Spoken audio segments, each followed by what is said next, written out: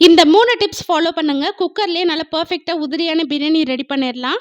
அதுக்கு ஃபர்ஸ்ட் குக்கர்ல தேவையான எண்ணெய், ஹோல் கரம் மசாலாஸ், கட் பண்ண பெரிய வெங்காயம் சேர்த்துட்டு, இந்த அளவுக்கு நல்லா கோல்டன் ப்ரவுன் கலர்ல வதங்குனோனே, இப்ப மிளகாத்தூள் சேர்த்துக்கலாம்.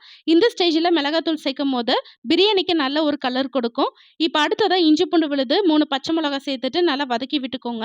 இஞ்சி பூண்டோட பச்சை வாசனை போனோனே, தக்காளி, உப்பு சேர்த்துட்டு கொழைய வதங்குனோனே, புதினா, கொத்தமல்லி, தயிர் சேர்த்துட்டு நல்லா வதக்கி விட்டுக்கோங்க.